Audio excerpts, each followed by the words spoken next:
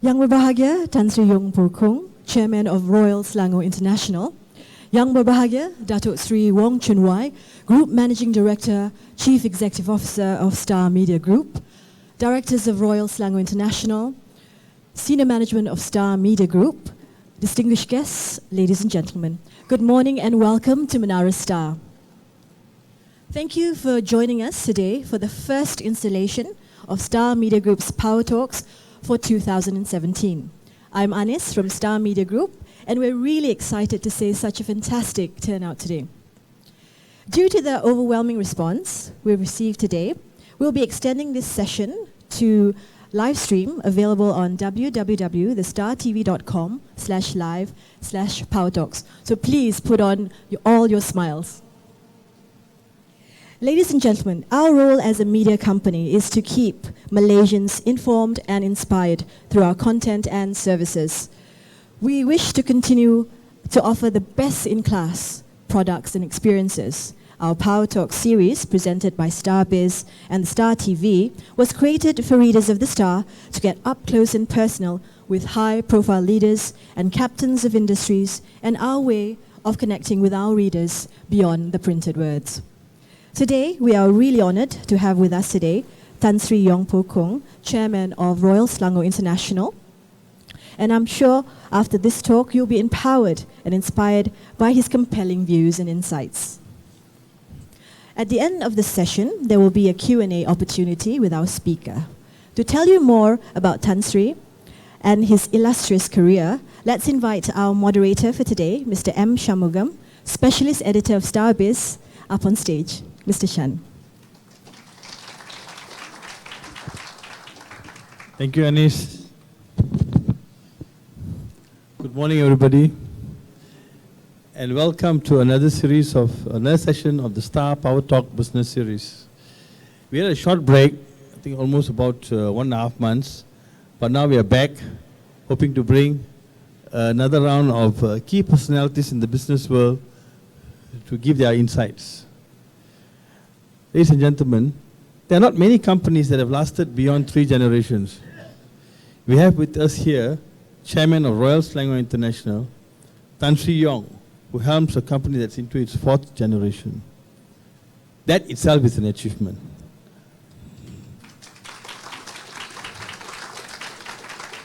Thank you. Now, Royal Selangor is a family-run business. As we all know, it's managed by the Yong family. It has a global reach and is easily one of Malaysia's best-known brand ambassadors.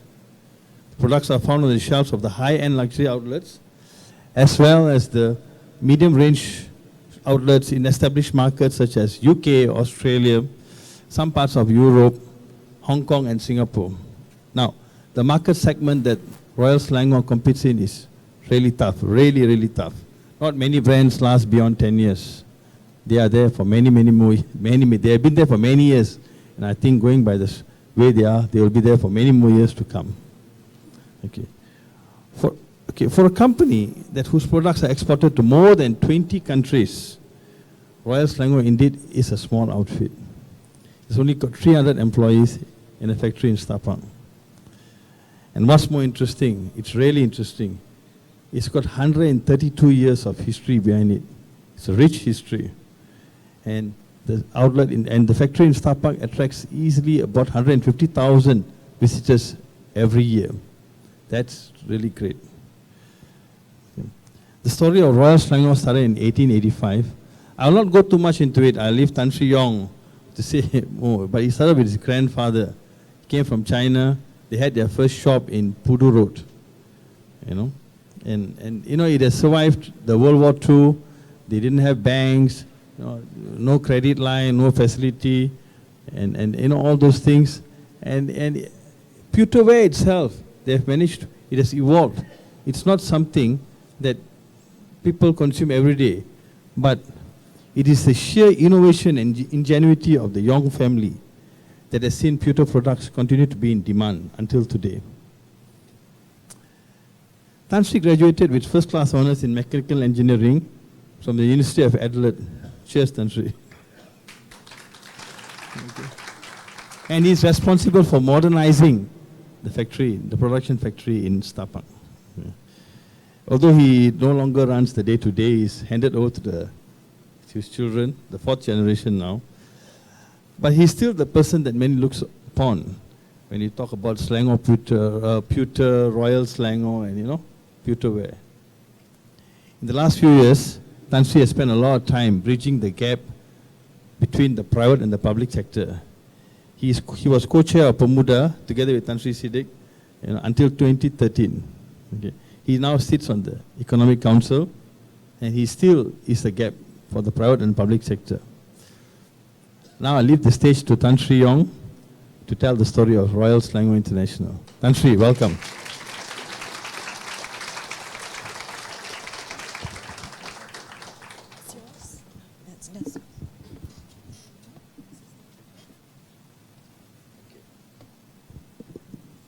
Thank you, Shan and Anis, for the introduction.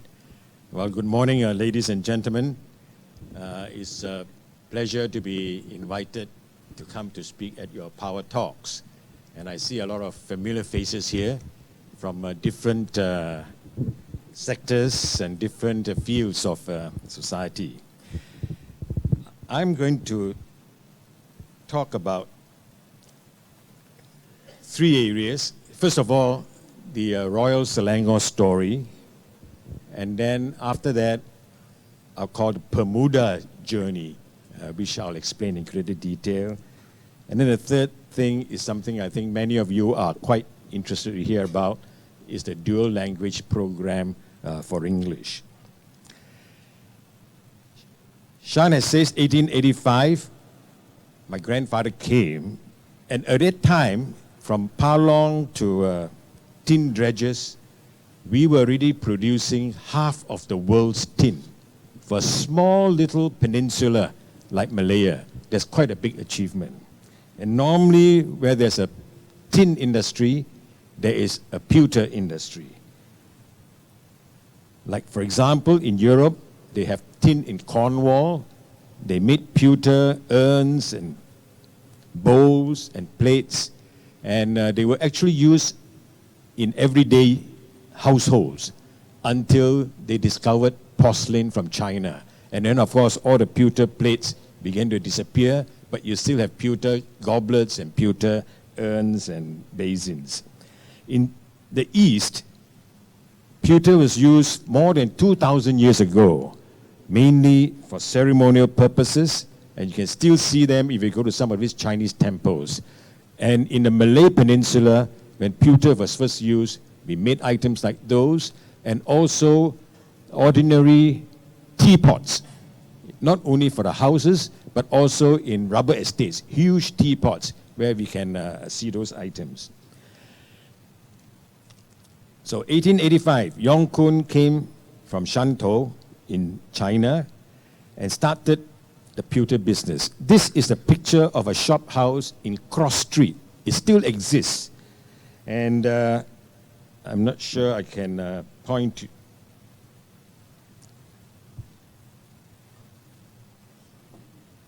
The laser doesn't work?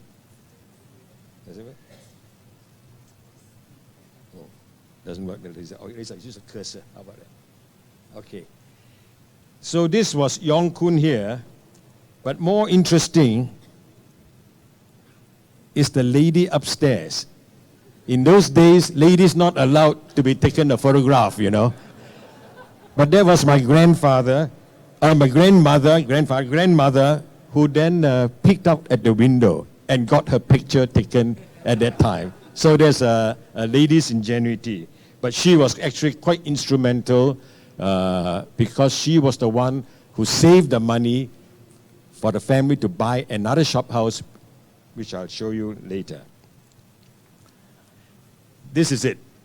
This is in Pudu Road. This is the 30s, 40s, 50s. You can see Selangor pewter, Malaya's finest gift, and two motorcycles parked down there. And this was the shop house in which virtually I grew up upstairs, because downstairs was the factory. And in our school days, there's me lead at the first going down, my brother Poshin, and my father on the extreme right. So we literally grew up in a factory environment.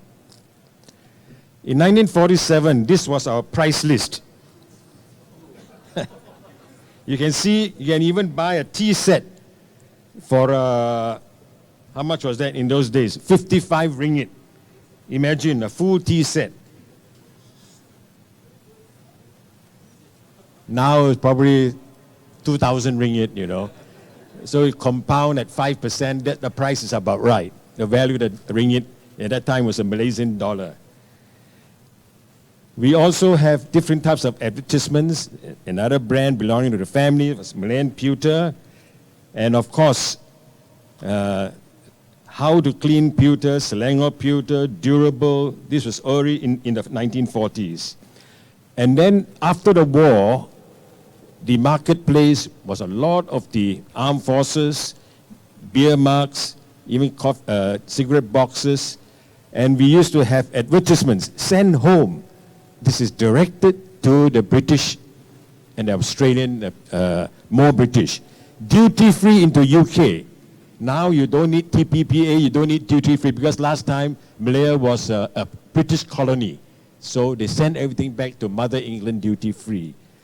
No scouring, no polishing. The last line there, to make your hearts thrillingly happy. You know, those was the English in those days. On sale, NAFI canteens. Many of you do not know what's NAFI. Navy, Air Force, you know. Those were the days where the British Army, they have these duty-free canteens. Beer at a fraction of the price because it's duty-free. And most of the shopping is done there. And we literally said, ask for a copy of our 1949 illustrated folder from any of the managers in the canteen. So this was the environment that was existing in the 40s and 50s. In the 50s, 1955, that's my father, Yong Peng Kai. Oh. What is this? How do I get back? Yep, with Tunku Abdul Rahman. In his hand is a beer mug. No problem in those days, right? So this is in the 1950s. In 62, we move on from that shop house into a new 4,000 square feet factory in Stapak. The factory at that time was about $120,000. You can build a big factory. Well, of course, at that time, you know, a Mercedes was probably only 15,000, and you can buy a single-story terrace house of 18,000 ringgit. So we got a loan of 80,000 from Malayan Industrial Development Finance, MIDF in those days. And of course, it was very bureaucratic. It was just started, took a long time to get the loan, but we finally got it, and that was how it formed. And in the early days, we also had the National Productivity Center, the NPC, who had, I still remember some of those ILO experts, very old engineers who came to help to lay out the factory and help to design some of the machinery for us. So those were real instances of where you call direct government assistance helped to build an SME to increase the productivity.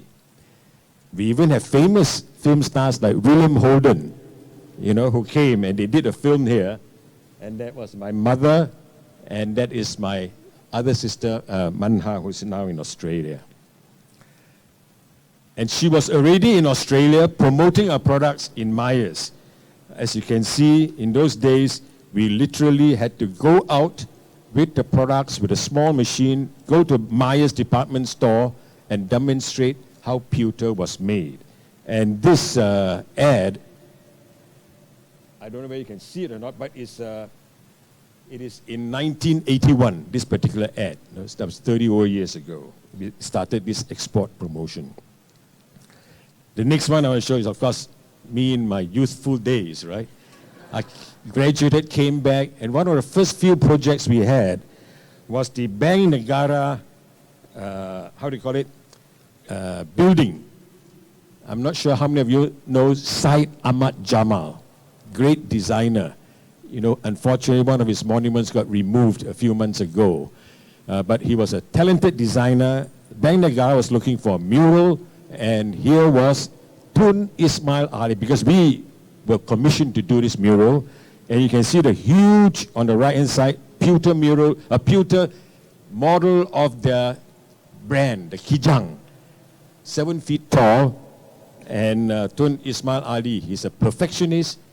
He never lets any documents go without underlining and where the grammatical mistakes are. He was very meticulous. He insisted on coming to see how it was made and whether it was in good top form or not. And so this was a picture we took of him. Then, of course, the Sultan of Selangor visited our factory, and you still have the menteri beside that time, Datuk Hormat Rafiq, right at the extreme left. And he actually gave us the royal warrant to call ourselves Royal Selangor Pewter.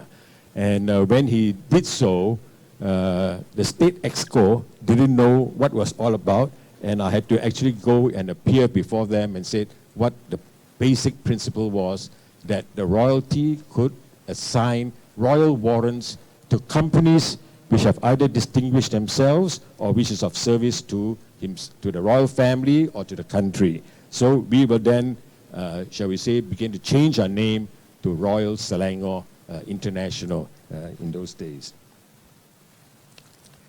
And these are the 4 of us, my siblings. Shan mentioned we are actually the 3rd generation, from grandfather, father to now the 4 of us. My brother Poshin on the right, Manha and Mankin. Mankin is also here today, the lady in Cheongsam, to be with us. So with the 4 of us, we ran the company until 5-6 years ago. And today we have, of course, Chen Tian Yu, my nephew, and my son Yong Yun Lee. They are actually running the company for us. So Royal Selangor today essentially is located very close by. It's on a 12-acre site in Stapak, and we have literally hundreds of thousands of visitors every year visiting the factory and what we call the demonstration center. Upstairs, we have a museum, and we also have what we call a school of hard knocks, where you're given a piece of pewter and you shape your own pewter bowl, all in a matter of less than an hour. And this is a very popular, shall we say, excursion up to the factory. We posted this picture onto our website, and in a matter of weeks, we began to get complaints from United States, Europe, to boycott our product because it's child labor. You know? So we have to, shall we say, to be politically correct in what we post up. And TripAdvisor, we get regular comments. There are, we have 264 things to do in Kuala Lumpur. We are ranked number 8 as an attraction. This is a factory. All of you are welcome to see it 7 days a week, how we make our products. We're still high percentage of handwork, but as you know, we have to evolve, and we have to go to things like now rapid prototyping, and even using computers to design. Star Wars people will know this, the Millennium Falcon, and we have to use automatic machines and engraving machines to literally carve out from a solid block of pewter this particular model, from which then we would then reproduce for sale in the marketplace. But it's not only computers. Eventually, it is still about design, and this was one of the first designers that we signed up in 1988. It's almost, 30 years ago. And this particular hip flask also won a Design Plus award in Frankfurt. Freeman Lau is another famous designer. He designed this range called 5 Elements. In the Chinese story about 5 elements, various items. And we have also Jamie Yang. Now, Freeman Lau was from Hong Kong. Jamie Yang is really from China itself, and he's one of the first few early designers who worked his way, and he worked for many years in Siemens as an industrial designer, has won more than 100 design awards, and we designed for companies like Audi, Bosch, and with this wealth of experience, he has gone back to China with the growth of China. And these are a whole group of new Chinese designers whom we managed to tap, and he designed this range for us. We also worked with the National Palace Museum to get from their artifacts. They have, I don't know, hundreds of thousands of pieces of art from China, which Chiang Kai-shek, before he left, he packed all of this in various containers and wagons and shipped it out to Taipei, and where it was hidden in a cave for many, many years. And now, of course, bit by bit, they're taking it out to show, and we have been licensed to make some reproductions on that part. V&A is another museum which, shall we say, have thousands and thousands of items from which we can draw inspiration from. We began also to license with famous authors and their families, because they have what we call provenance. The Lord of the Rings was one of them, Galadriel, Hobbit, and when we licensed with them at that time, it was only with the fact that they have written books. We did not know at that time they were going to make films at Lord of the Rings. So when the films came out, it was an additional boost, because suddenly then Lord of the Rings, the stories and the images began to reach millions of people around the world. And then our licensed products began to take off more. This is, of course, a more famous one. All of you know this. All right, the recent one, and R2D2. Of course, the most famous of all is Darth Vader. You know, it's a limited edition, and it's more than, I can't remember the price now, it's 1,200 or something each, but they are beautifully sculptured by our own Malaysian sculptors. And from the sculpturing, then we began to make the molds to reproduce it, and he's taken on the markets by storm. So we also then organized Design Week, whereby we brought in very famous designers who have worked with us, and people in the marketplace who's in this field. And the audience are students from the design schools, architects, whoever is related in the field of design, so they get a better appreciation of what is possible and the licensing possibilities that's available for those who've got the design. Of course, Lewis Hamilton, you know, F1, and we have Shanghai, the tennis, and this Maybank trophy that we did, which also, Marcus is the Australian golfer who won last year, and he has actually never won a single trophy before, and his boy, you know, asked him, "Dad, when are you going to bring home a trophy?" So this one we gave, in others, Maybank gave him a replica, and the boy was so happy in receiving this trophy that both father and son went to the school one day to the assembly and showed it to the whole school. You know, so this trophy really has traveled quite a lot. Selbran is also one of our daughter companies.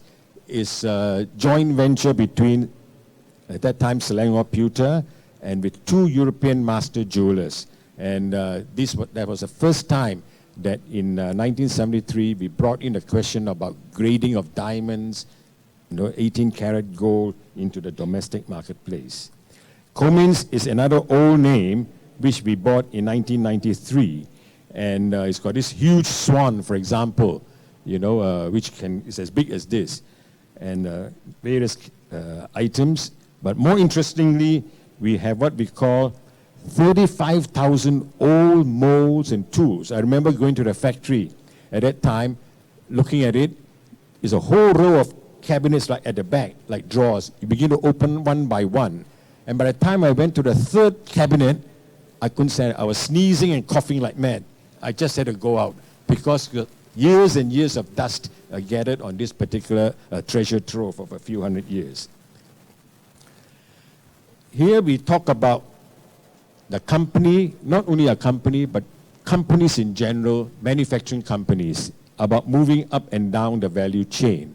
A concept that the MITI has introduced to companies, that we can not only do what we call the central part, where it is the assembly and production. The value added is lots more on the left-hand side and on the right-hand side. And it is true, if any company takes a study of the payroll, the average pay per employee in this group, they are certainly higher, the designers or the engineers, than the average factory person. And likewise, the marketing and the distribution people, these are for higher paid jobs. So for any company to try to raise its value added, they of course have to move what we call up and down the value chain. And also up and down vertically, you must go up in higher value items. And that is why we will really spend and invest a lot on our R&D and on our design. And having come up with a nice products, it is no use if you don't have the distribution to sell it. You are always at the mercy of some stores who say, oh, I like this, but I don't like that. And then you break up your range into two. So you also need to set up your own distribution to reach your marketplace. And that is why we then began to invest over the last 30, 40 years. Our offices in Singapore or Hong Kong or Melbourne or London or in Toronto or in Japan, so that we are able to reach our marketplace. And not only that, but also to have storefronts where the consumers can see your products and be able to touch and feel in whether it's Sydney or London, and of course your home base, the pavilion in Kuala Lumpur. So essentially, by doing this, you're reaching them and also try to reach them through the social media where, like today, you're able to reach a much wider audience through the electronic medium. So basically, this is the background on how we evolved over the years, from a shop house to a factory, and getting good designers, and then improving our distribution. And I think this is a formula which many companies can also follow. Now, the next part of my talk I need to go through is what we call the Bermuda story. Essentially, Bermuda was started to help businesses. At that time, in 2007, the Prime Minister, Dato' Abdullah Badawi, realizes there was a lot of civil servants bashing. There are a lot of complaints about slowness in getting passports, takes 2, 3, 4, 5 weeks. And so a task force was set up in 2007 to oversee the regulatory reforms to facilitate business. It's an inclusive public-private sector collaboration, and it reports directly to the Prime Minister. And the structure was set up by Tan Sri Siddiq Hassan, the Chief Secretary to the government, as well as myself as co-chair. And there he put in all his, I call the red button civil servants. They're essentially the Public Service Department, the Director General, and on his right, the Secretary General of the Treasury. Now, between these three persons, the Chief Secretary, the PSD Chief, and the Treasury Chief, they are called the three wise men. Three wise men because the Sec Gen, he controls the money, the PSD Chief, he controls the posting of the civil servants, up, sideways, or down. So, and the Chief Secretary is on top. So if any civil servant face the wrath of the three of them, woe betide him. Or those who are looking for allocations, these are the three wise men who can decide. And the rest of them, we call the various Secretary Generals of the MITI, or HR Ministry, MIDA, CEO of SME Corp. We even have the Mayor of the DBKL. And of course, the last one, this is an organization chart in 2007. At that time, the Deputy Governor of Bank Negara is now, of course, the Governor.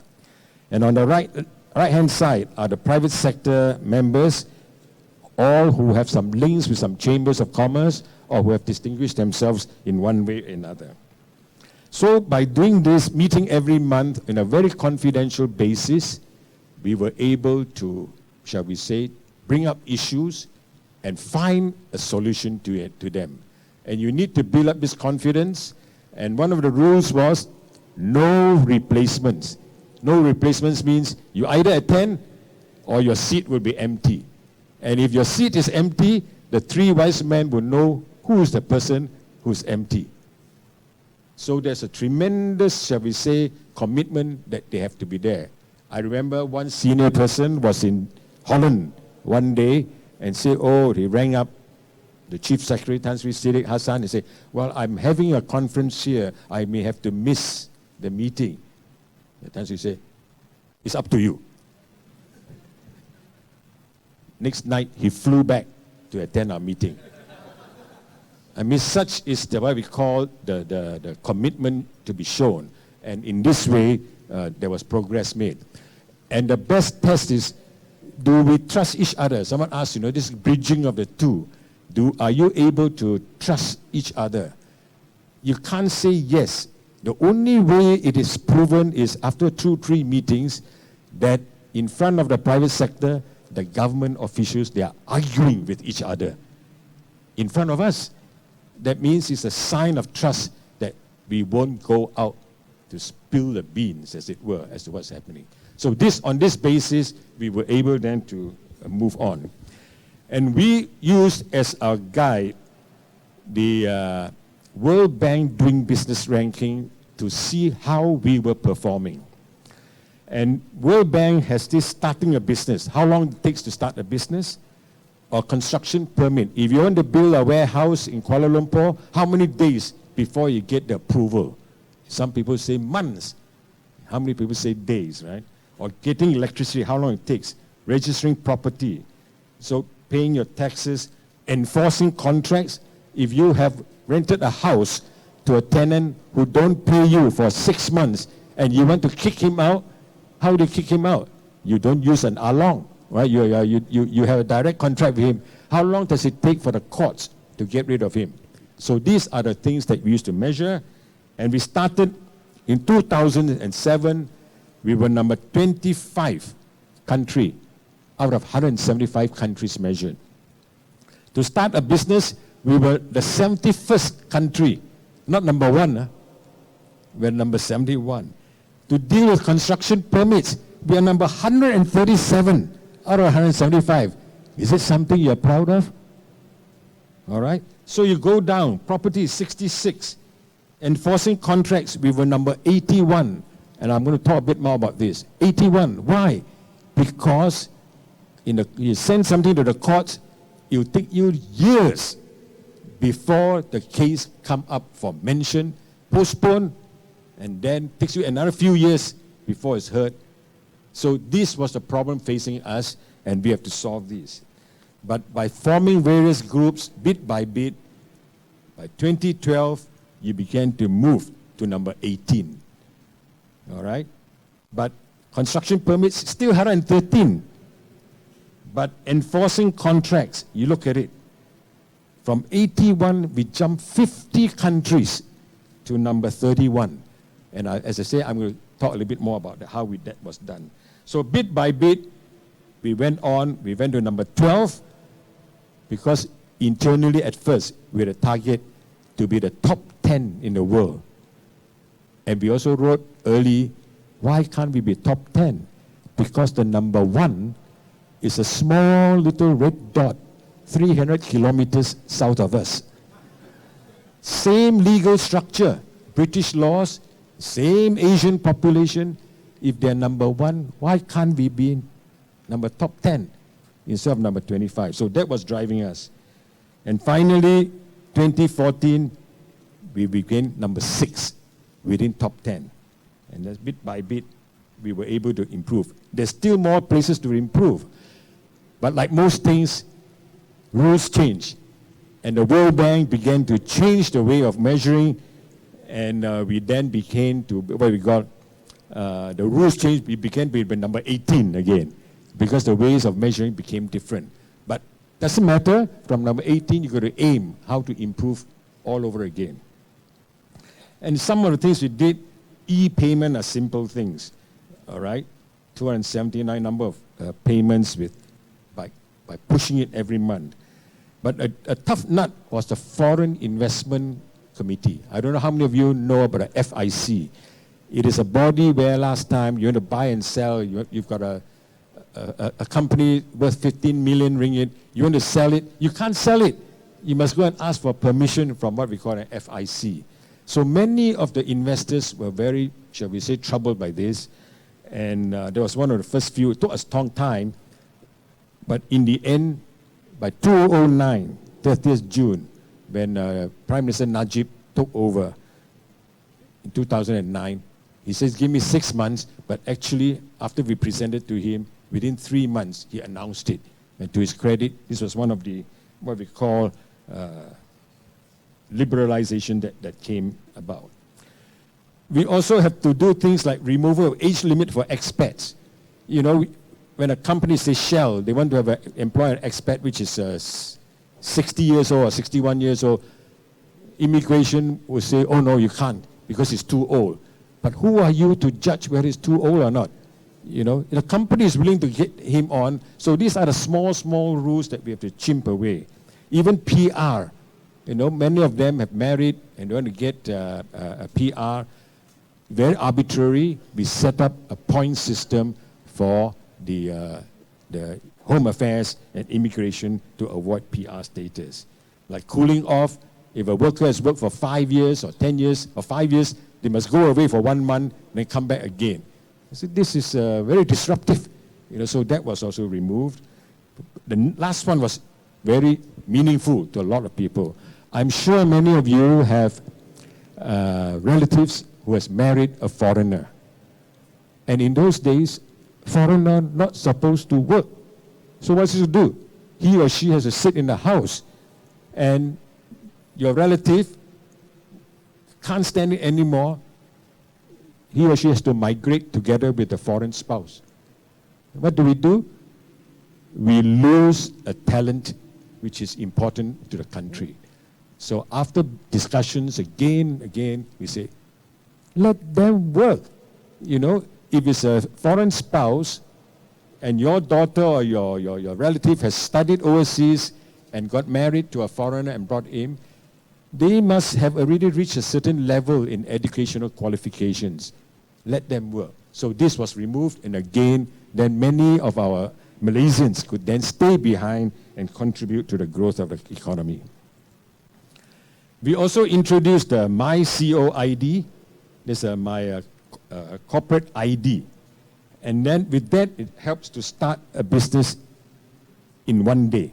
See, last time it took 9 procedures and 11 days. And cost 3,000 ringgit. Then we cut it down to 3 procedures and 3 days, became 3,000. Now it is only 1 procedure and 1 day, because we have one common ID for all the companies, for all the, shall we say, the regulatory bodies, whether it's EPF, SOCSO, income tax, all of them will have the same number, and you can finish it off in that manner. So we also established the one-stop center, OSC, where it's only 10 procedures and 100 days, process construction permits. Last time was 37 procedures and 260 days. So that's how we begin to cut the process down. Or halal certificate, 60 days to 30 days. And then, of course, this topic which I want to talk about is the new commercial courts. Remember, from 81 to 31, we jumped 50 countries. Because the courts were slow in clearing commercial matters, and business agreements actually end with a clause to say disputes to be settled in Singapore. 6 to 10 years is not uncommon.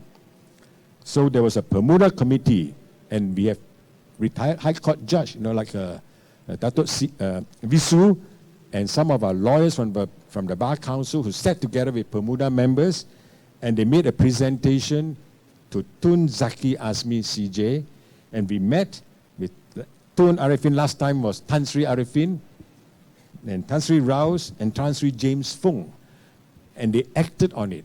You see, at that time, the judiciary themselves also, under Tun Zaki, was making up, shall we say, cleaning up all the filing systems. He himself personally visited the various courts to see files on the table everywhere, and he said, let's sort it out. There could be literally 20,000 files in that room, but 12,000 of them are old cases or cases which are dead, you know. So that to be thrown away, then you only have 8,000. Then you begin to put it back in the shelves, and through a process like this, is able to increase it. On top of that, he began to employ judicial commissioners. He wanted to ask for more people to be judges because we don't have enough. And he came and actually wrote to the chief secretary, and the three wise men agreed to raise the pay of judges so that private sector senior lawyers could now move to become judicial commissioners and help to move the process along. And I must say with that, all the cases was disposed of bit by bit, but we have a problem. You dispose of so many, we have new cases coming in.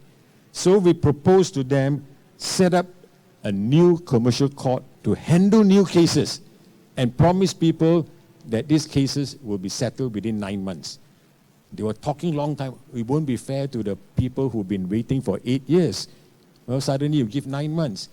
But in the end, they visited other countries, how it was done. So they said, new courts. So step by step, all the old cases, the following year, we started in 2009, September. The following year, where it was 2008, without any more new cases to the original commercial cases, they all came down within 1 year to a matter of only a few hundred. Because we have the new commercial courts which are able to take in what we call the new cases. And these new commercial courts promise 9 months dispose. And they promise that because, number one, no more postponement. These are all new cases. Number two, most of the cases are settled even before it goes to trial. And by doing this, now they are really up to date. And there was such a big improvement that the, the World Bank sent a special team to come and set it up to study what has been done in this particular thing.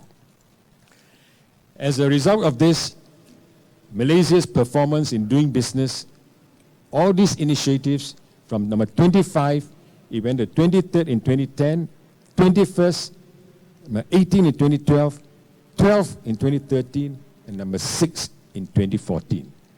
So in my mind, I think if a country were to put their mind to it, big things can happen. So at this point, I want to acknowledge Tan Sri Siddiq. Please stand up, Tan Sri Siddiq. He's here with us today. You know, these are what we call positive things, and I think we need to let people know that positive things can be done in the country. And of course, now the current chairman is Tan Sri Hamzah, together with Tan Sri Saw Chu Boon, the immediate past president of FMM, who was now taken over. So that is the Bermuda journey. Then the last part of my presentation is to talk about the dual language program for English. After I finished with Bermuda, or it was towards the tail end, the government appointed me to the Economic Council. And this is a council which is chaired by the Prime Minister with the 3 or 4 economic ministers, the Bank Negara governor, and the 2 or 3 top civil servants, about 11 or 12 of us. And they meet every Monday of the month, with the exception when sometimes meetings are postponed. So we get on average 3 or 4 a month.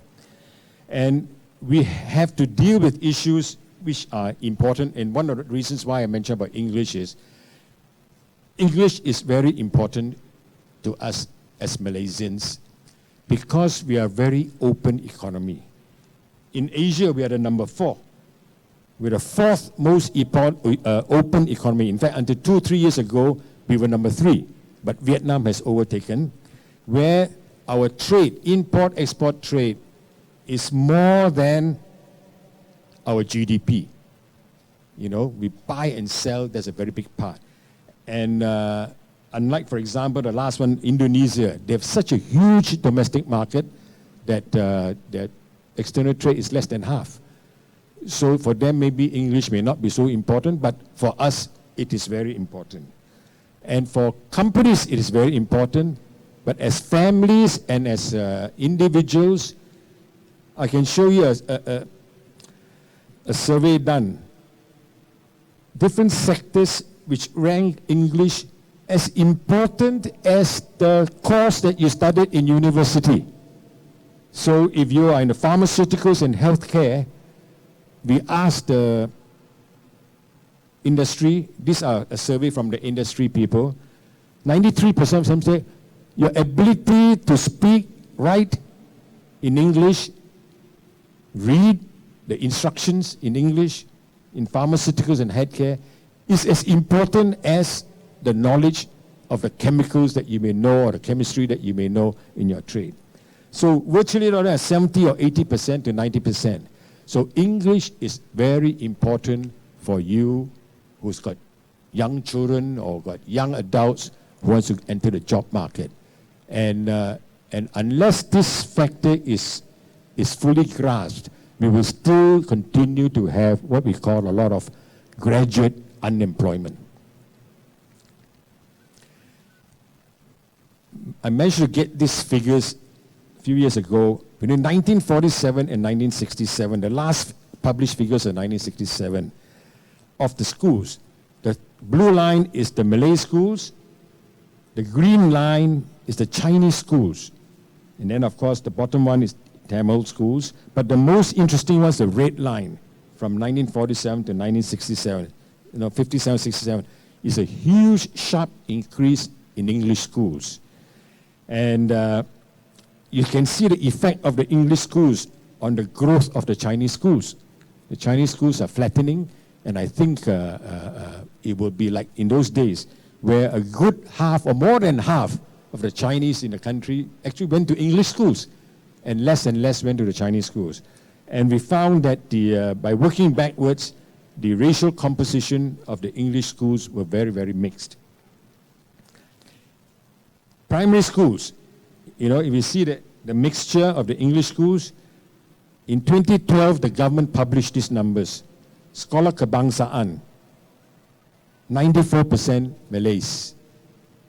The Chinese schools in green is 88%.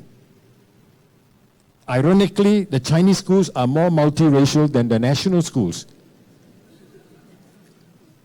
So this is the issue we are facing with the national schools. Why are people, the other races, not going? And this is a subject has to be further discussed. And if you compare the level of proficiency in English, why the private sector says the level of English in our schools now is not good enough. The SPM results is in yellow, right? 16% got A, 25% B, 32% D, and 26% fail. The same students who took the yellow exams, they also took the GCE O-level grades.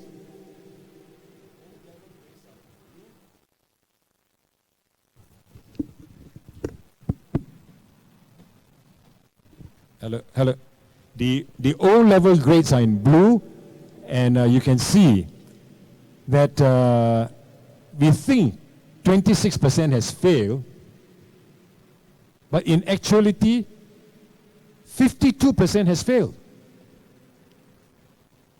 So our standards in the way we measure our SPM, in my mind, is not strong enough. In our effort to show a low failure rate, we are, in many respects, doing a disservice to the students because actually the failure rate is 50%. So the other half has failed.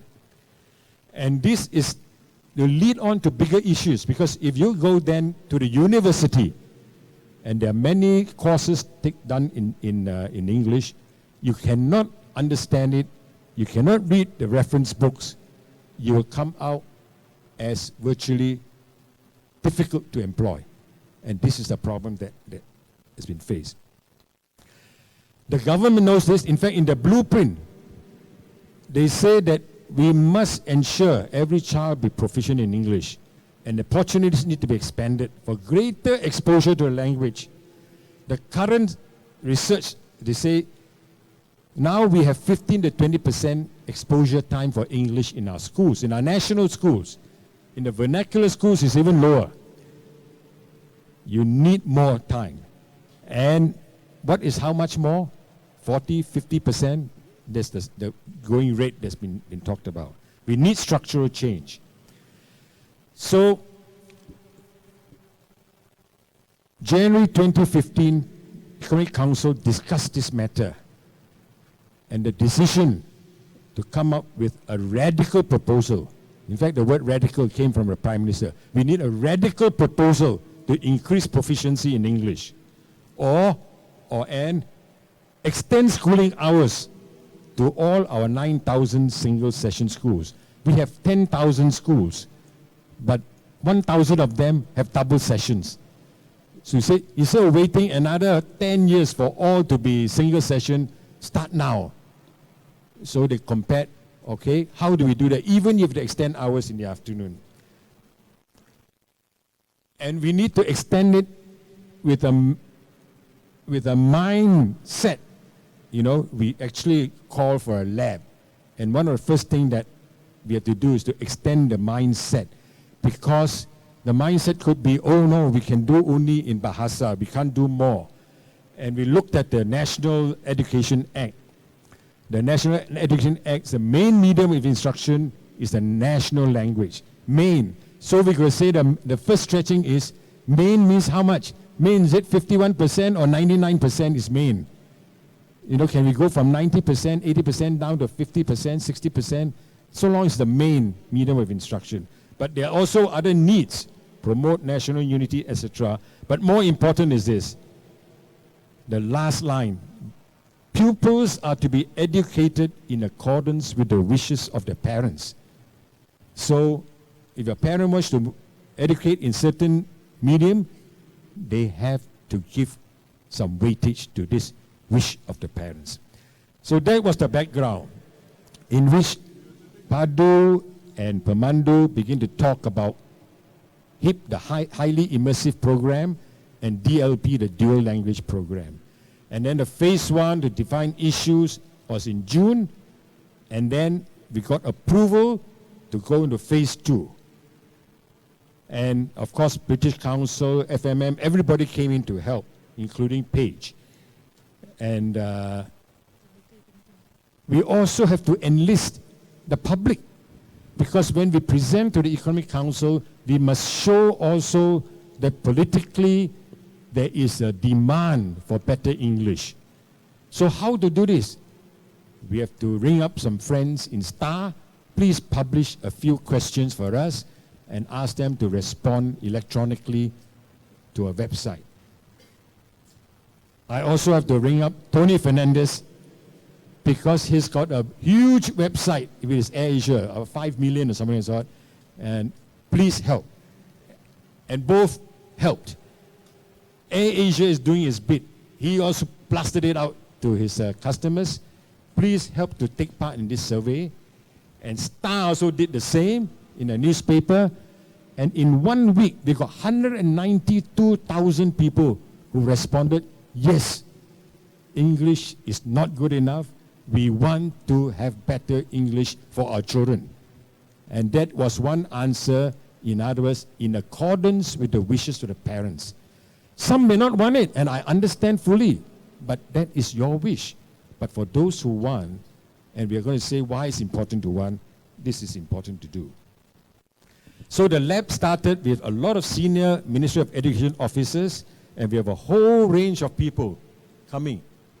And whole range on the left is what we call, on the left is the government side, on the right are the various NGOs and the civil society groups.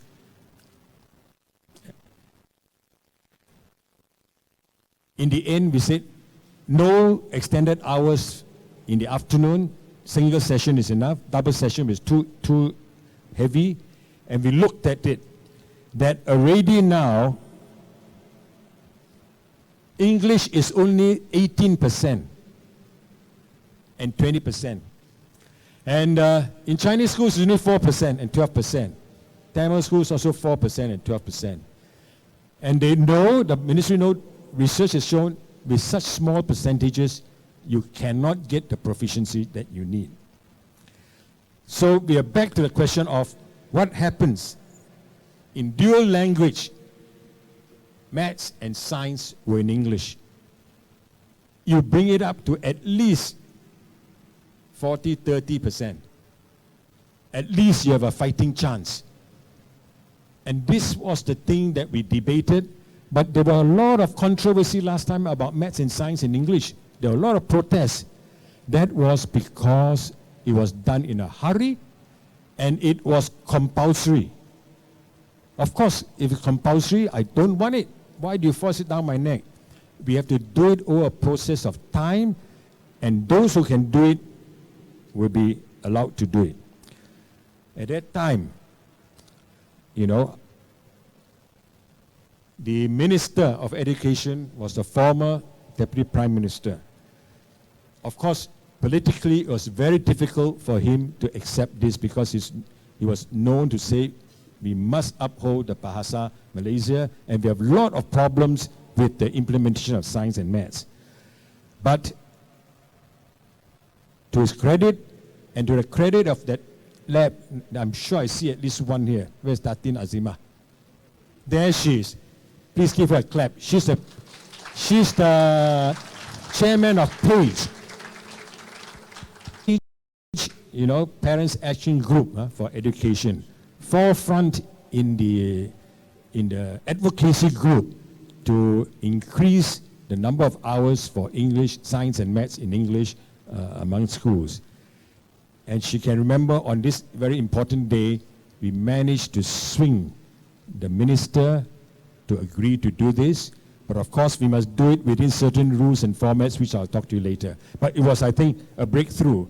And where is this gentleman? Yes. He's the Director General, Tan Sri Care of Education. On that day, immediately after this meeting, he tweeted, you know, oh, today is a historic day for English in this country. I mean, it has moved him to that regard. So, these were some of the insights. We started in January with a meeting to discuss it. Radical approach is needed. Then I went to see the KSU, Tan Sri Madina, who's now the new Auditor General. And his officers with Pemandu and Padu agreed to set up a lab. We had the Pemandu lab, and the conclusion in mid-July with the picture with the minister was that, yes, we go ahead, and we are going to then to table it on the 3rd of August to give the final seal of approval on Economic Council. So we were supposed to have on the 30th of July the final meeting with the Minister of Education for sending up to the Economic Council. But on the 29th of July, the Minister of Education and the DPM was dismissed. I don't know whether you remember that. So what it meant to us was the whole team, we said, wow, you know, Datin Azimah, we spent 6-7 months on this project, and he's no longer there. And so we literally had to start again. But to his credit, the new Minister of Education took it on. It just meant a delay of 2 months. But we had a time period because January 2016 was coming, and the landing for the science and maths in English, the last 5 years, the soft landing was coming to an end. If we do not have this program, then those who studied science and maths in English for 5-6 years in primary school, when they go to Form 1, we will start all over again in Bahasa. So it was very important to get going, and as I said, to create a new minister, went ahead, and the Economic Council then all agreed to, in a budget speech, DLP to be introduced, but it is only an option. This is a big difference. Option for those whose parents want it. So what is it? It's an optional program whereby the schools, they will support the exposure time in the English language for primary 1, primary 4, and Form 1 for science, mathematics. The other 2 subjects, they will perhaps do it at a later stage. But this is very important because then 2016 we started with that, and this year then it moved on to primary 2. And then by the 3rd year, primary 3, and thereafter the whole school who has got DLP will have these students who are studying in English. And it has an option and implemented only where all the criteria has been set. You have sufficient resources. That means the school has got classrooms, got teachers, has got the funds for this, and then the competent teachers can teach in English. Most important, parental consent. They must agree, and we even approved the form in which the parents got to sign off. Then the 4th one was introduced by the ministry, but the average scores for BM in schools must exceed the national average. Now we may have to tweak this because by having such a requirement, it literally means that half of the schools in the Malaysia cannot take part. Now, surely that cannot be the objective, because I think what they mean is they must have a certain minimum standard in Bahasa. And I think a proper one probably be about 20% or the lower quartile, you know. You must exceed and must be above the 25% of the average or something of the sort.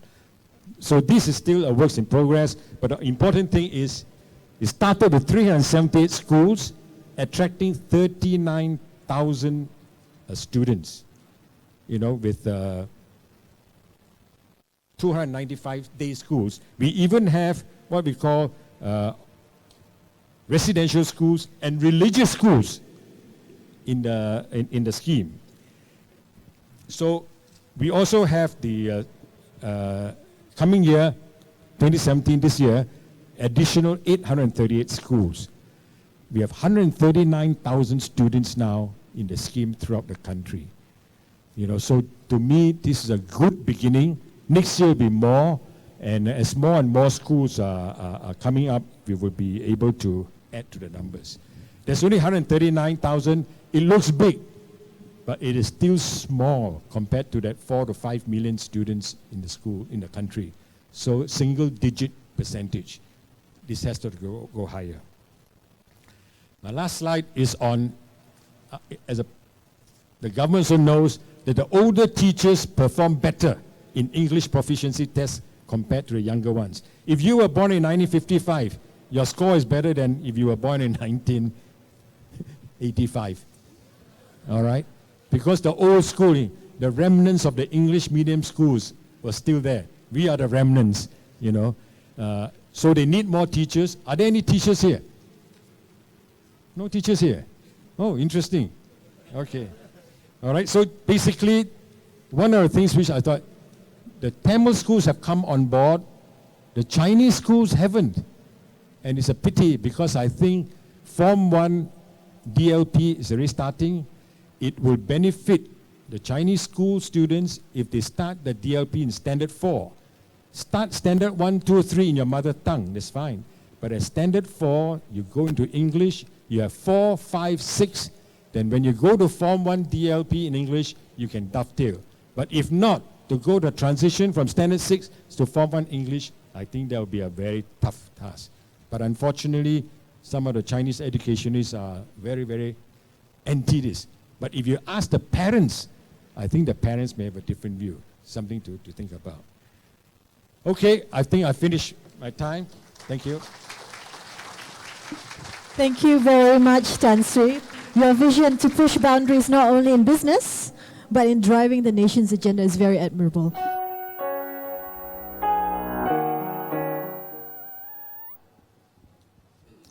Okay, now we have come to question time. Tan Sri, I would like to invite you to the stage.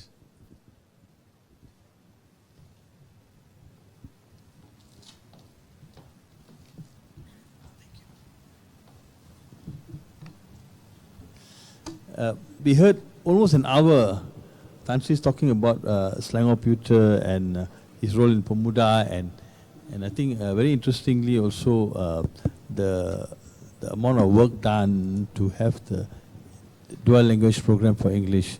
So now I invite questions from the audience. Ground rules are quite simple. Just state your name and where you're from, and try to keep your questions short. My colleagues are around. You just raise your hands and they will bring the mic to you. Okay, we have got, okay, start with the one nearest, then we'll come to you, sir.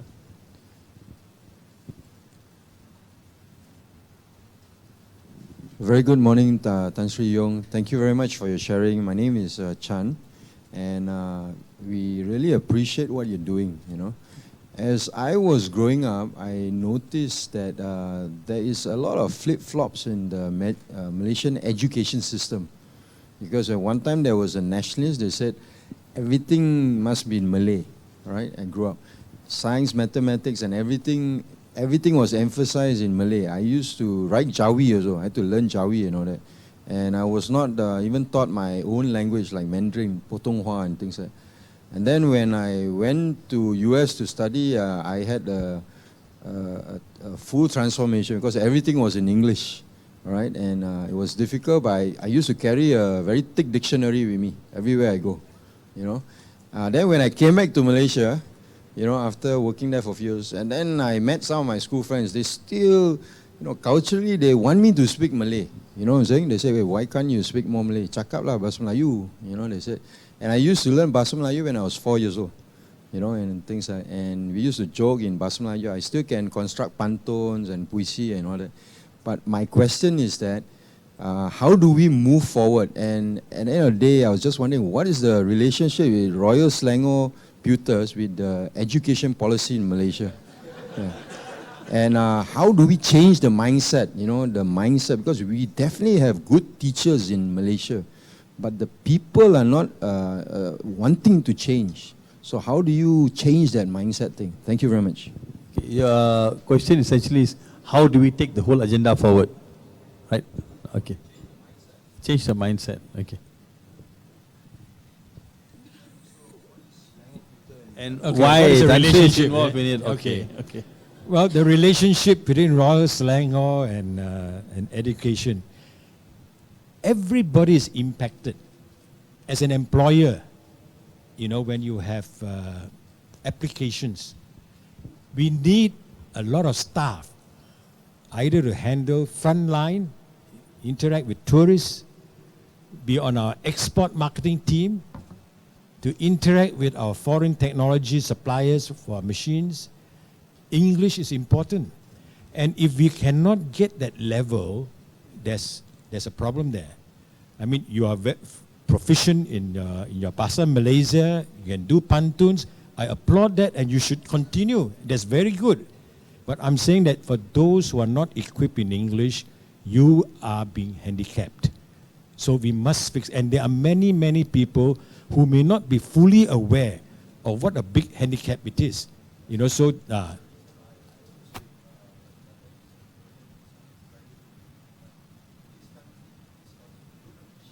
That's the thing. They don't appreciate that. yes, so you have to change the mindset in two ways. Number one is the opportunities to be given to those, especially to those who have not been exposed. That is, to me, more important. I mean, if you're in a city, at least you know what is the effect of English upon your households, your communities. But there may be more in the rural areas. If they do not get this opportunity, they will not be able to go up to the next level. So the thing to do with even the dual language program, it is getting the first 300 pilot schools. There was a deliberate intention to spread out even to the rural areas.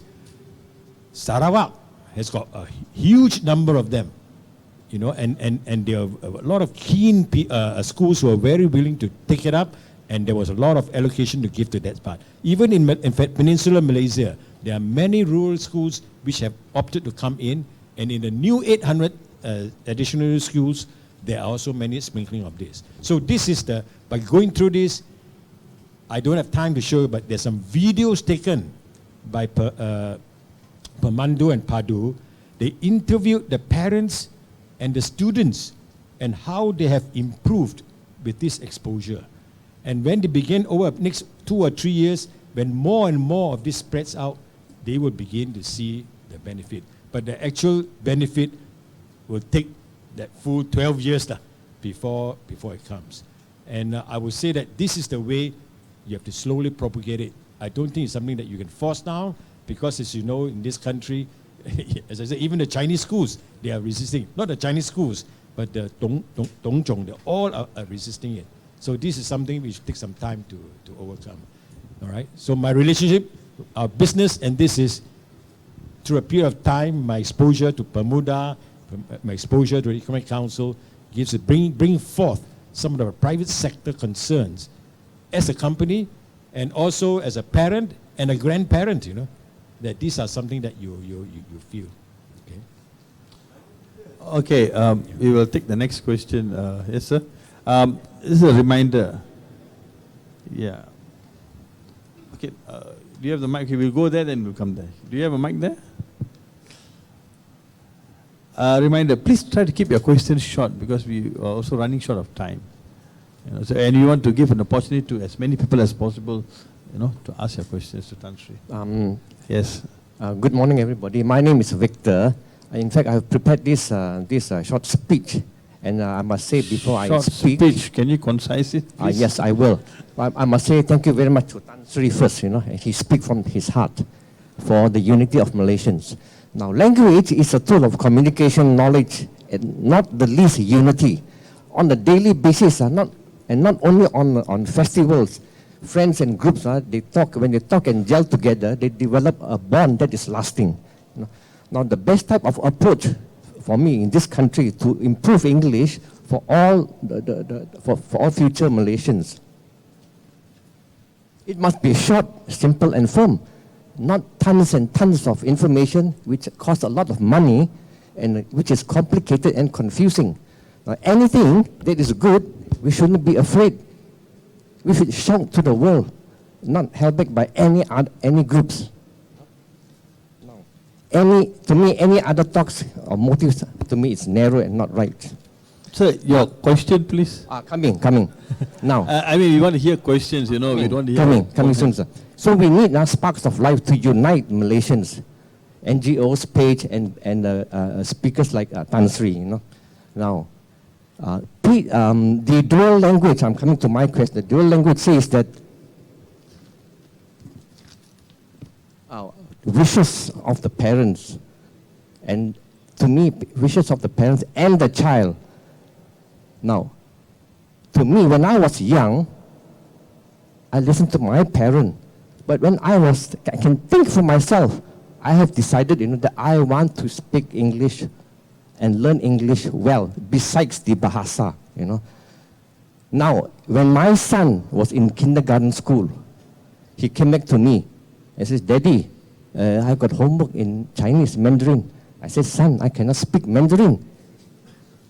So, to me, not only the parent is important, the person who is going to take up the language, that extra language, any language that is extra is very good. And for those who want it, for those who don't want it, what can we say? Sir, can you just come to so the my question is the dual program. We must have a no-nonsense approach, not only a few schools here and then. I want to send my son to a dual language school in my area. I don't have it. Only those parents who want it, but I am only one of those few. So what am I going to do? So you have limited dual language schools that offers dual language program. So how you overcome it? It's a common problem, I think, faced among a lot of parents. It's true. The number of schools is now only 1,200 schools who can offer dual language program. We have 10,000 schools in the country. So it's still a minority. But nevertheless, if it's popular enough, and if there are enough parents, and the figure is only 15, if you can get 15 parents in your school to want to do it, you have to make that request. And then your PTA, you must have a PTA, Parent Teachers Association. If you galvanize support, get your 15, and then you start your primary 1 or start your primary 4 in dual language for those subjects. So this is something which has got to be citizen engineered. You all have to do it. It will no longer be like last time, top down, the government say, you do it, and everybody protests. That is not going to be it. So you have to initiate it. And secondly is, as more and more schools will take upon it, then this will gather momentum. But you must also recognize there are certain institutions which are doing. I must recognize Tan Sri Ashad Ayub. He is the chief in ITM, MIT, Mara Institute of Technology. And he insisted that the students there must learn their courses in English because that is what the private sector wants. As you go in accountancy, engineering, whatever it is. And he has, of course, faced many brickbats, Please, an applause for Tan Sri Ashad.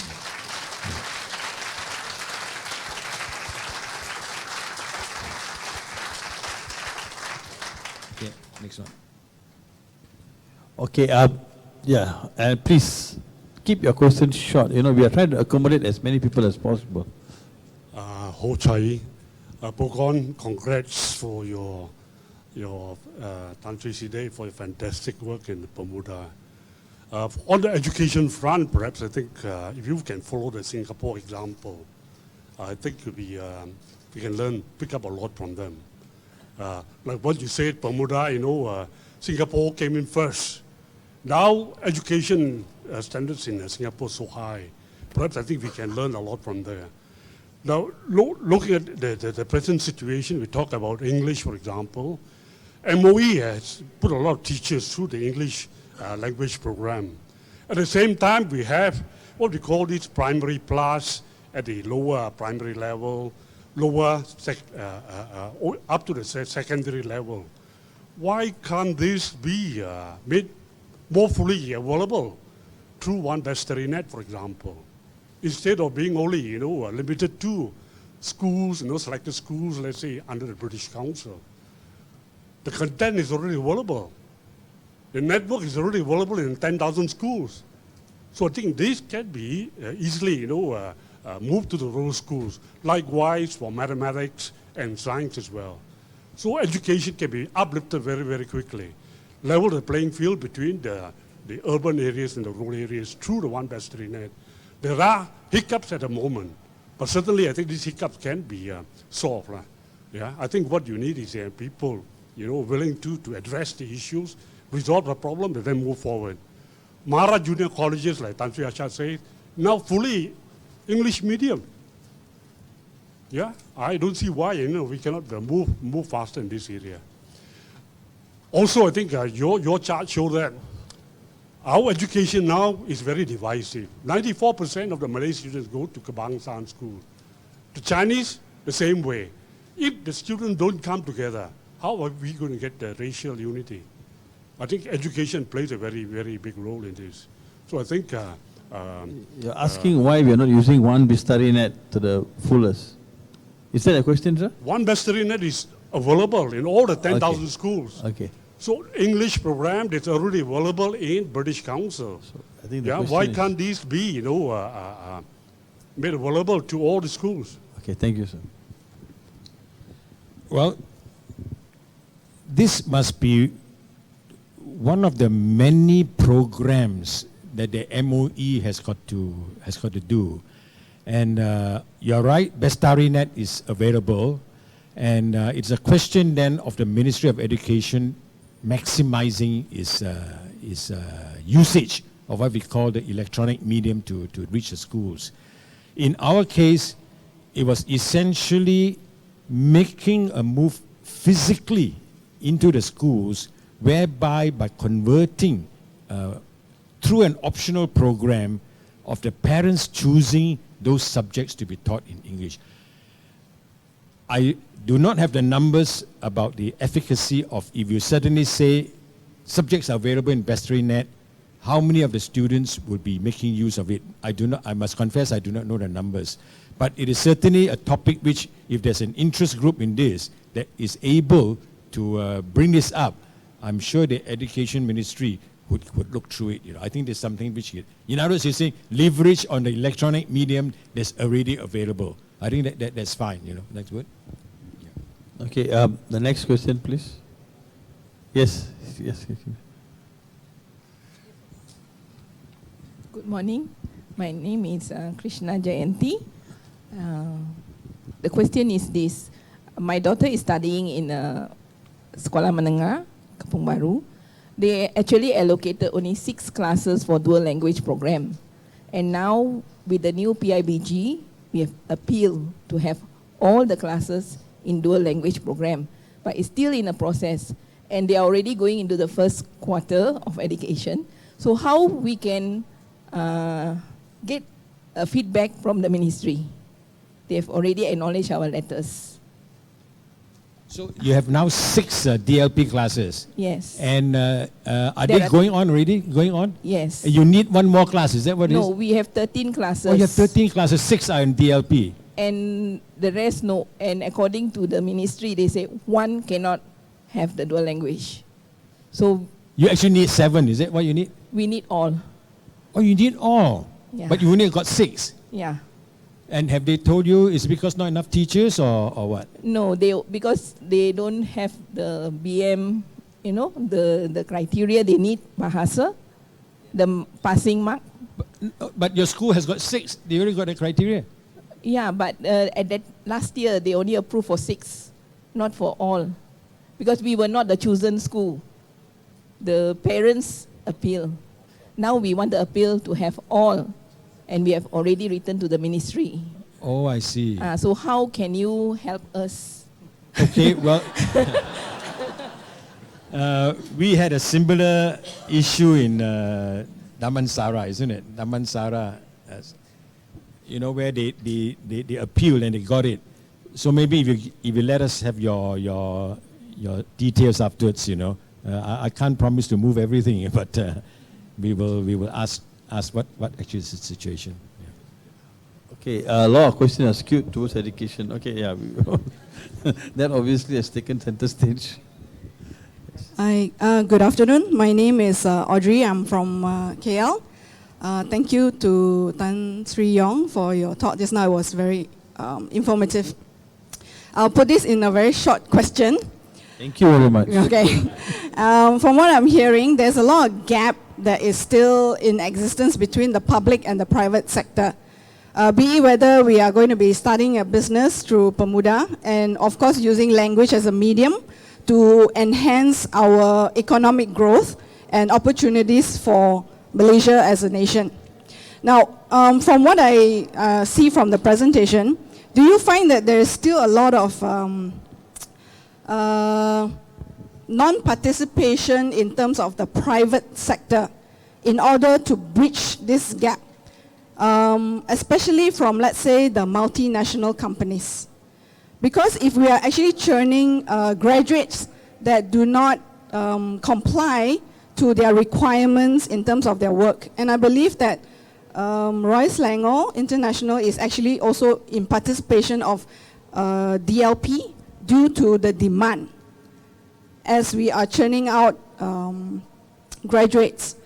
So do you find that the private sector, especially if I'm saying from the MNCs, that if they were to participate in a discussion or forum or a setup of such, it will also help the government to see the future intakes of Malaysian citizens as what it is right now?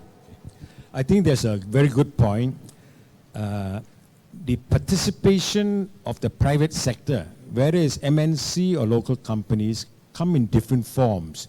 One form is, of course, participating in Bermuda-like activities to find out what can be done. The other one is directly. I didn't have time to show you slides, but the Ministry of Education is working closely with certain private organizations like Taylor's College or Sri KDU, whereby Taylor's College would directly fund and support workshops in English for their students whereby over a 10-week program, they will give them additional workshops in English, in presentation, or whatever the exercises are.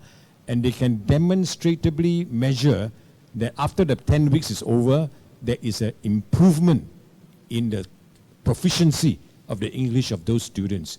So there are institutions or shall we say private sector members who are doing this. But not only companies, it is also the citizenry, the community. We just have a group here. You want to form a DLP, he's alone, he feels very alone. But if through his talking to parents, he can get 15 to get together, they then form the basis of having a DLP class.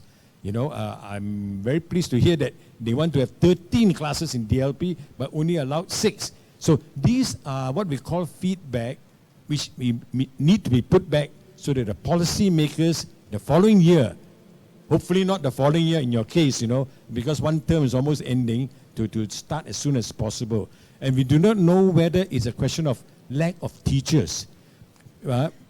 She says no. So I'm interested, because if it's lack of teachers, we would then need to ask you to get all your retiree teachers who are even 75-year-old, I show you the chart. There's an absolute inverse correlation between the level of English and when they graduate. So if they are able to bring back these retirees out to teach, we have literally thousands of these retirees, even 75. Sri KDU, one of the best teachers, is 75 years old. I'm already 72. Maybe I can qualify, Right? Okay, yeah, gentleman there. You will come back here. Hello, my name is Keng Long. I'm from Petaling Jaya. It is in that advertisement of the Power Talks that says that Tan Sri is also the founding chairman of Mensa Malaysia.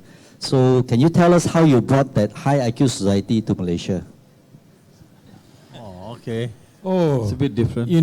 Completely different. Mensa is for members of the population who score in the top 2% in a intelligence test. Then you automatically qualify. But I must say now, if I were to do it, I'll be the chairman of DENSA. Because, as you age, you begin to lose a lot of your mental faculties. But that was a society which I thought was quite interesting, because I was flying on an airlines in the, I can't remember, the early 70s, where on one of our export promotion trips. And in those days, what do you do in an airline? You read the magazines they provide, Reader's Digest. There's a 10 minutes quiz on Reader's Digest. So you sit down, take a pencil, and then you tick. At the end of it, you check the result. You say, oh, you got good chance to apply for Mensa. Please do so. So you just write a letter to them, and you pay, I can't remember, £1 or £2 for the question paper to come to you. You fill it up, and then say, oh yeah, that's not bad. Now you must go for a supervised test. Then you will pay, I can't remember now, £10 higher, the price is higher. And a supervised test, you must nominate a member of parliament, a lawyer, or a teacher, or a doctor to supervise you. And I got a doctor friend, and he sat down for 45 minutes to do that test. And at the end, he signed that it was done by me and not by anybody else. And wait for another 1-2 months, and then the result came, yes, you qualify for Mensa. That's how it started. Then I began to start a group among Malaysians, And STAR was instrumental in that. STAR, at that time, I said, look, I need to get people to apply for this test. And to get the interest, we started every week 3 or 4 IQ tests to put on STAR. And then people begin to have confidence. They feel, oh, I can do this. Then we say, let's have a meeting, a supervised test.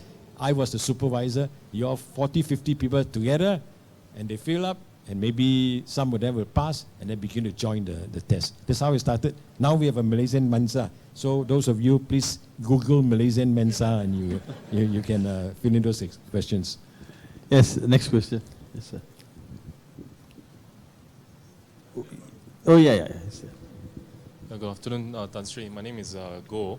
I'm a father of 2 children. One of them is 18. My daughter is here, and I've got a son, 14. All these it's 2017 already this year, and we are still, on this issue about language. There are more important things about high income, driving our country to be high income, highly skilled, focus more on engineering, on medicine, on more important industrial skills for our children and for our grandchildren. So I think it's about time, we also focus our resources and our time and energy on all these important education. So to move away from emphasis on language. No, let's sort out the language quickly, then let's move forward and focus on industrial develop training. Our future generations to be more highly skilled. Is that a question or comment? Question. Yeah, both. And how are we supposed to do it quickly? It's Okay. 2017 already. Okay. Very quickly, it is true. There are many other new things to learn and to change our curriculum. But fundamental to this is your language proficiency, to tap into it. So much so now, it's true, last year or so, I think they announced that graduates, they must graduate in English to certain bands, in the classic band 1, band 2, band 3 under the MUIT system. And they must say that for an ordinary arts degree or whatever it is, they must graduate minimum a certain level. If you're engineering, you must be a certain level. If you're going to do law, you must graduate with English. It is an attempt to tell the universities that during the course of the 3 or 4 years, if your input material is not strong enough in English, you must do extra things so that at the end of 3-4 years, when they graduate, their English is of a certain level. But this is like catching or closing the door when the horse has gone, They should fix it in primary and they should fix it in secondary. And in a way, the dual language program is one of the ways to solve it. But what you say is true. You must get that right. Oh, yeah, at the back there. Good morning. My name is Wai Leong. Thank you, Tan Sri Yong, for the informative talk. I have a few questions. What do you consider good design? Number one. Number two, will you consider Red Hong Yi to design products? Because she has done many works, like, for example, the painting or the work on Jackie Chan and stuff like that. And number three is, will you consider setting up a design university or design school? Because this is one way I can see it's not just a logical but a radical step towards making Malaysia a high-income country. Because we cannot compete very well on technology as of now, but we can compete with the world with design. Because now everything is on design. Like, number fourth question is, what is your take on Industrial Revolution 4.0? Thank you very much. Thank you, sir. Finally, a question on Selangor computer. Well, do in the reverse. The Industrial Revolution 4.0, which talk about Industrial Revolution, and now 4.0 is where the whole interface of the internet, electronics, everything coming. It is already here. I've tried to allude to it just now when I start to show you some of our rapid prototyping, the Falcon Millennium, where we used to do, shall we say, right from the beginning, from a clay to model it, to make the molds. But of course, unless your designers are trained in 3D design, to imagine and design on the computer, if once you do that, you speed up what you call your time to market and shrink it. We've just been discussing with some of our local universities here on industrial design to see how their graduates could be able to fit into this new world. Because in a final analysis, you ask what is design and can our people do it? We have different designers doing different things for us. And it doesn't really mean that you have to go through a lot of industrial design training to do this. A few years ago, we had a nice competition where just graphic designers or painting designers or people who paint came and did some products for us, you know, for a limited edition, for some charity, and we saw some beautiful things which were made. So in other words, in any particular medium that you are trained in, you can synthesize and make into products which are very interesting for consumers to buy. And whether we set up a design school or not, we won't go and do a full-fledged university design school, but our design department is already a training ground in many respects. We welcome many talented designers to come for internship, or those who have already qualified in industrial design, graphic design, whatever design it is, to join us, because in there, we are one of the very few, what we call the value-added chain, from beginning, these concepts, product development, design, making the prototypes, changing the prototypes. From the prototypes, you look at it, not good, ask the market, not good, we change it, then we make the molds, making molds, then we do production, and post-production, and packaging. Packaging is also very important, how you package your products, and then the marketing of your products, your brochures, how you launch it, the way you display it. Window display is also an important part because we have retail showrooms. And from then on, you distribute to the stores, distribution, internet, is a whole value chain. So talent is always necessary for us, and anybody working in any segment of a company, over a period of years, they are free to select which areas they would like to do. For example, our international marketing manager joined us as a purchasing guy, you know.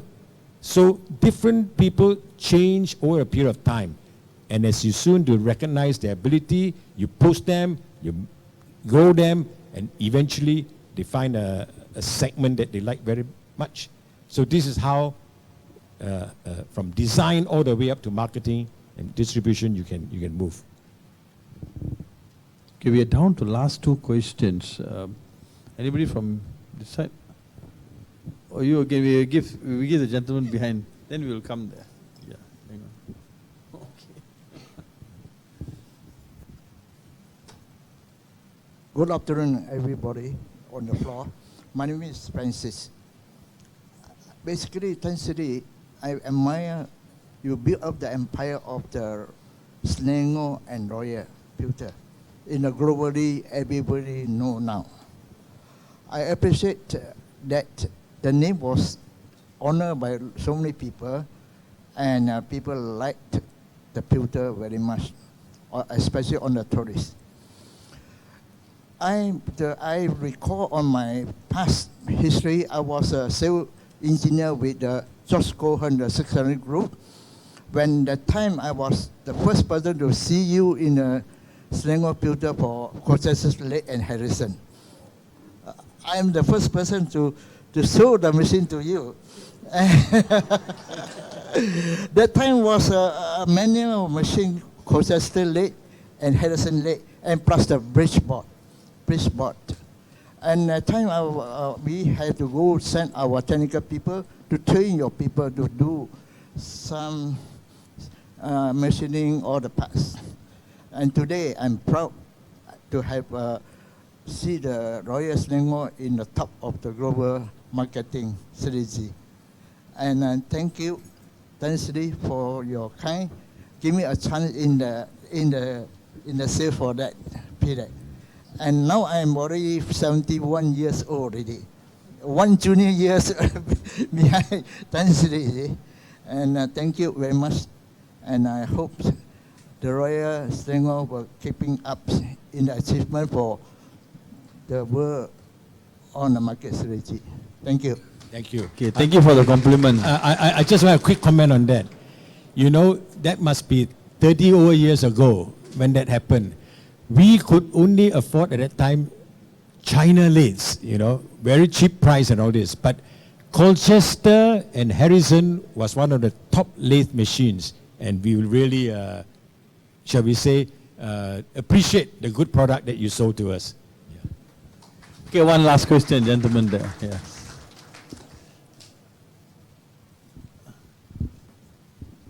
My name is James Luke, social media player. Mr. Shanmugam, India is a very big country, it's very strong in English.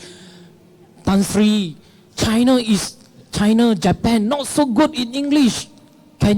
English is just a tool for communicating.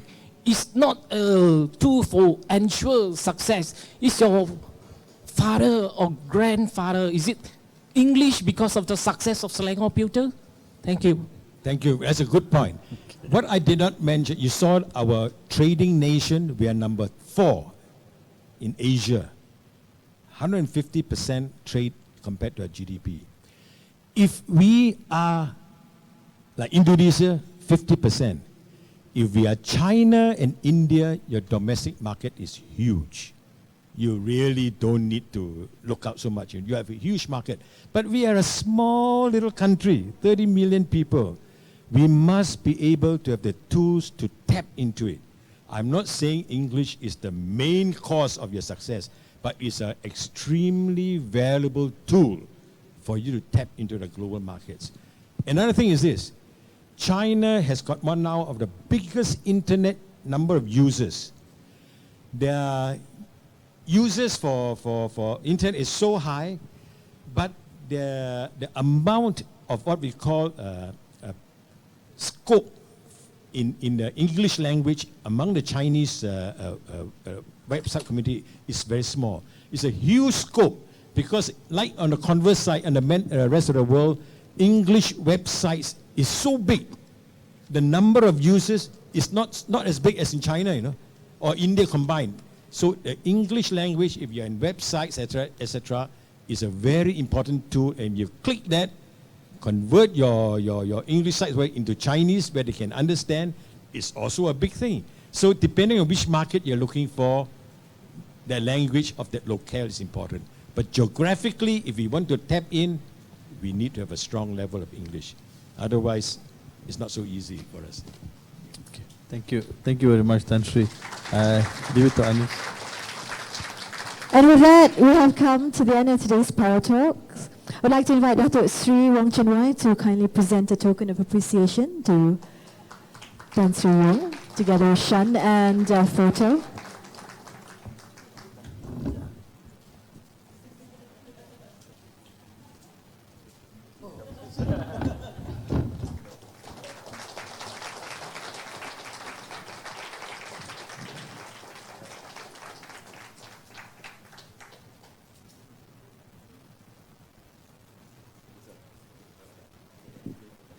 Thank you very much once again, Yang Bahagia Tan Sri Yong Poh Kon, for being our guest speaker for today. Ladies and gentlemen, thank you for coming this morning for our Power Talk session. We hope to see you again soon. Do mark your calendar for the next Power Talks at the end of the month, featuring Chairman and Co-Investment Officer, Value Partners Group, flown all the way from Hong Kong, Datuk Sri Chia Ching Hai. Thank you very much and enjoy the rest of your Saturday.